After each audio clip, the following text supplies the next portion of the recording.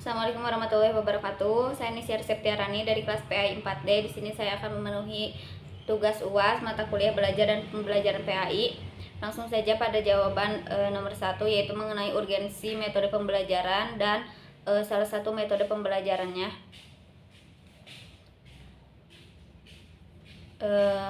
Dengan urgensinya bahwa penggunaan metode sangat penting dalam menentukan keberhasilan suatu proses pembelajaran, juga menjadikan baik metode itu juga menjadikan efektif pula tujuannya. Mengapa metode sangat penting dalam proses pembelajaran? Karena ketika guru ingin mengetahui keberhasilan suatu proses pembelajaran, maka guru juga harus melihat metode yang digunakannya, yang pada dasarnya tujuan utama metode pembelajaran adalah untuk membantu mengembangkan kemampuan siswa secara individu sehingga mampu menyelesaikan masalah. Dan contoh salah satu metode pengajarannya yaitu metode ceramah. Adalah metode dengan cara penyampaian materi pembelajaran mengutamakan interaksi antara guru dan siswa, di mana seorang guru menyampaikan materi pembelajarannya melalui proses penerangan dan penuturan secara lisan kepada siswanya. Ada juga kelebihan dan kekurangan dari metode ini sendiri. Untuk kelebihannya, metode ceramah walaupun dianggap metode klasik, tetapi kenyataannya masih banyak sekali yang menggunakan metode ini karena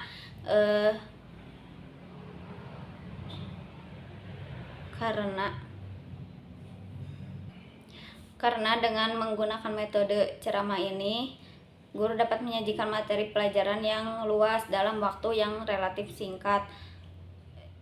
Juga dengan menggunakan metode ini memberikan kemudahan bagi guru dalam menyampaikan pesan-pesan kepada peserta didik. Dan untuk kelemahannya dari metode ini, yang paling dominan sebab materi yang diberikan guru adalah materi yang dikuasainya, sehingga materi pelajaran yang dikuasai siswa pun akan tergantung pada apa yang disampaikan guru itu sendiri. Langsung saja ke jawaban soal nomor 2. Apakah pakem selalu harus dilakukan dengan kerja kelompok? Jawabannya tidak benar bahwa pakem itu identik dengan kerja kelompok. Pembelajaran yang berkualitas haruslah memberikan pengalaman belajar yang menarik sekaligus beragam kepada siswa. Dan pembelajaran kelompok atau lebih tepatnya pembelajaran kooperatif merupakan salah satu pengalaman belajar yang penting bagi siswa. Melalui pembelajaran ini siswa berlatih untuk kerjasama dan sharing informasi untuk memecahkan permasalahan bersama. Namun untuk berkembang menjadi pribadi yang utuh, siswa juga perlu berlatih untuk bekerja secara mandiri dan bekerja sama dalam kelompok yang besar. Oleh karenanya, seorang guru pakem hendaknya dapat mengelola proses pembelajaran yang bervariasi dan melibatkan siswa dalam kelompok besar, kelompok kecil, dan bekerja secara individual. Kemudian untuk jawaban yang ketiga, dengan soal sejauh mana perkembangan teknologi membantu guru dalam proses pengajaran di kelas. Tentunya sangat jauh sekali karena perkembangan teknologi sekarang dapat mempermudah pembelajaran. Contohnya seperti pembelajaran online atau jarak jauh yang selalu dilakukan pada saat pandemi ini. Guru bisa menggunakan seperti Zoom, Google Meet, dan sebagainya. Dan untuk jawaban yang keempat, kemungkinan masalah yang dihadapi oleh para guru terkait penerapan dan penggunaan teknologi, yaitu guru yang merasa bahwa penggunaan teknologi dalam pembelajaran itu masih terlalu cepat dan masih merasa nyaman menggunakan media buku, sehingga seorang guru merasa tidak termotivasi untuk menggunakan teknologi yang berkembang, serta guru juga malas menerapkan hal baru yang rumit dan tidak bersemangat untuk mengikuti arus teknologi yang begitu cepat berkembang. Untuk jawaban yang kelima, yaitu mengenai makalah masing-masing.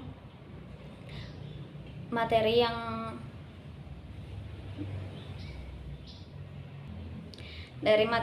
yang saya sampaikan di presentasi kelompok yaitu dengan judul menarik perhatian siswa. Menurut Muhammad Surya, secara umum perhatian dapat diartikan sebagai peningkatan aktivitas mental terhadap suatu rangsangan tertentu. Dan menurut Sumadi Suryabrata dalam bukunya Psikologi Pendidikan, dirumuskan bahwa perhatian adalah perumusan tenaga psikis yang tertuju pada suatu objek. Dan perhatian adalah banyak sedikitnya kesadaran yang menyertai suatu aktivitas yang dilakukan.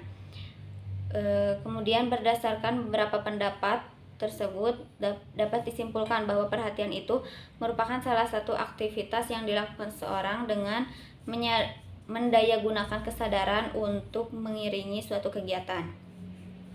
Dan adapun beberapa prinsip penting yang berkaitan dengan perhatian. Yang pertama, perhatian seseorang tertuju atau diarahkan pada hal-hal yang baru.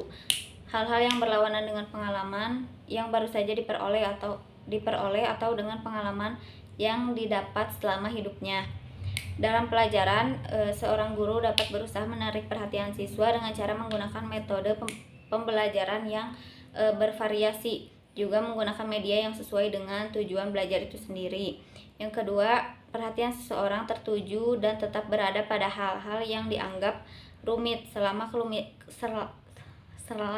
kerumitan tersebut tidak melampaui batas kemampuan. Bagi guru juga harus diingat adalah suatu pelajaran tidak boleh tampak terlalu rumit atau terlalu sederhana. Tetapi guru juga tidak boleh menyusun pelajarannya menjadi sangat sulit hanya untuk menarik sebuah perhatian itu. Meskipun harus diakui bahwa pelajaran yang tampak terlalu sederhana tidak banyak menarik perhatian. Yang ketiga, orang yang mengarahkan perhatiannya pada hal-hal yang dikehendakinya, yaitu hal-hal yang sesuai dengan minatnya, pengalaman dan kebutuhannya. Bagi seorang guru, prinsip ini berarti ia harus banyak tahu tentang siswanya itu sendiri. Mungkin cukup sekian yang dapat saya sampaikan. Terima kasih. Wassalamualaikum warahmatullahi wabarakatuh.